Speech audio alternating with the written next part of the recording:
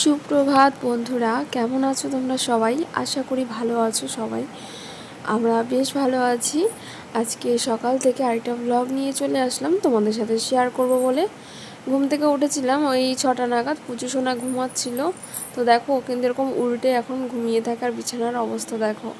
তারপরে আমি বাথরুমে গিয়ে চেঞ্জ করে নিলাম, আর তারপরে দেখো ব্রাশটা নিয়ে গেটটা খুলে আগে বাইরের উঠোনটা একটুখানি ঝাড় দিয়ে নিচ্ছিলাম। বেশিক্ষণ তো সময় লাগে না, 2-3 মিনিটের মধ্যে হয়ে যায়। আর তারপরে কিন্তু দেখো ঘরেও কাজকর্ম রয়েছে, আর তোমার দাদাভাই ডিউটিতে যাবে, আবার রান্নাবান্না সব কিছুই রয়েছে। তো 6:30 নাগাদ উঠি, রান্না বসাই। তো আজকে একটু তাড়াতাড়ি উঠেছি, ওই 6টার দিকে। আর তারপরে দেখো ভাবলাম হাতে যখন সময় আছে বাইরের কাজগুলোও কিন্তু সেরে নিই। আর তারপরে দেখো চলে আসলাম ঘর ঝাড় দিতে। ঘর, বারান্দা, পাশের রুম সবগুলোই কিন্তু ঝাড় দেওয়া হয়ে গেছে একে একে। তারপর আমি সবজি কেটে নিয়েছিলাম, সেটা আর শেয়ার করা হয়নি তোমাদের সাথে। দিয়ে আমি রান্না বসিয়ে দিয়েছি। তো ভাত বসিয়েছি মাঝখানে, আর 2 সাইডে 2টো তরকারি বসিয়েছি।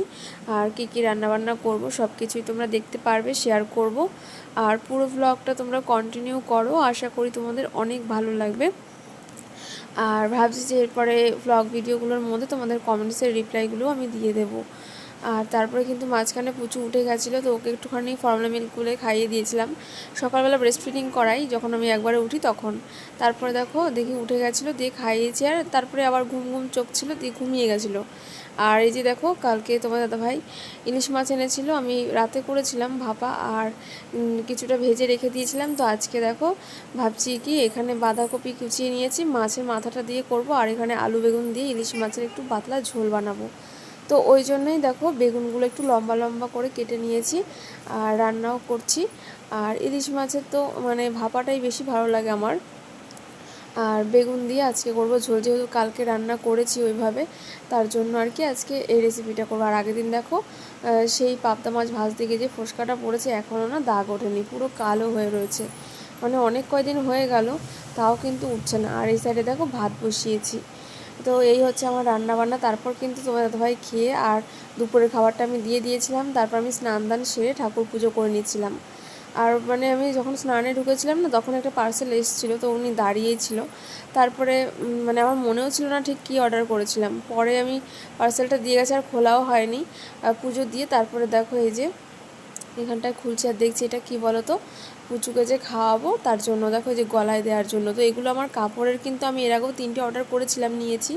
বাট কী বলো তো, ওর যে সারা খাবার খায়, ওকে মুখে দিলে মুখ থেকে বার করে ফেলে দেয়। আর এই জন্য আমাকে ঘর অন্তত 2-3 বার করে মুছতে হয়, সারা ঘর এঁটো করে রেখে দেয়। ওই জন্য আর কি এই জিনিসটা নিয়েছি, যে যদি পড়েও দেয় মুখ থেকে ফেলেও দেয়, তাহলে কিন্তু এর মধ্যে আটকে থাকবে।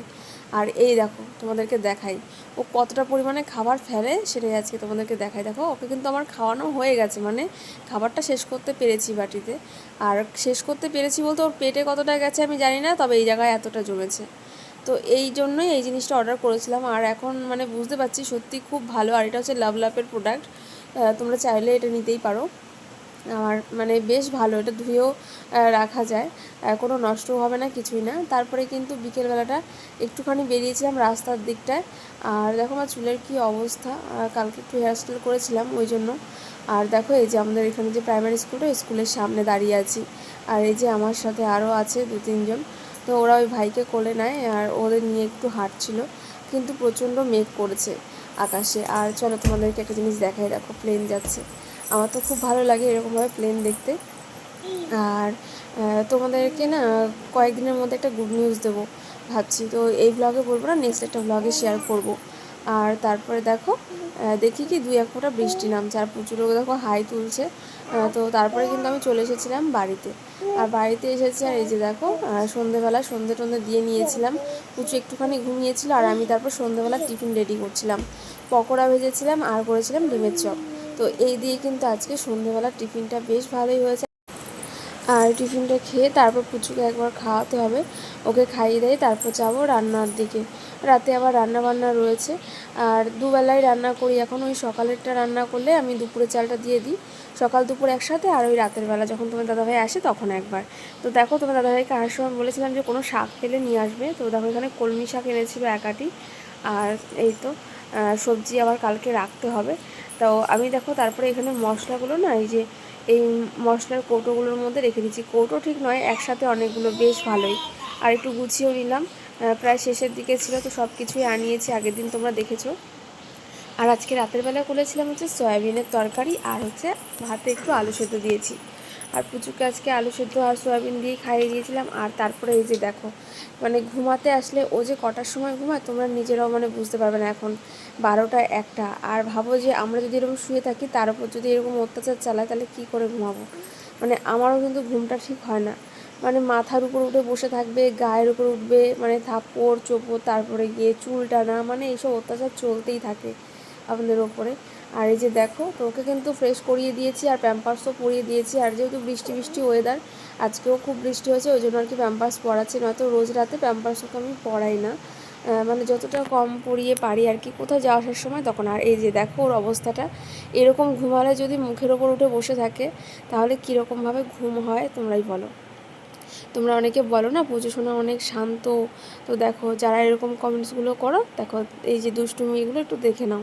আর আরও তো যা করে ওগুলো আর কি বলবো, সবসময় ভিডিও করা হয় না, এবার মানে যতটা পারি ততটা আর কি করে রাখি। কেমন লাগলো বন্ধুরা আজকে সারাদিনের ভিডিও, তোমাদের অবশ্যই কিন্তু জানাবে। আর আগামীকাল নতুন একটা ভিডিও নিয়ে আবারও দেখা হচ্ছে তোমাদের সাথে খুব তাড়াতাড়ি। ততক্ষণ সবাই ভালো থেকো।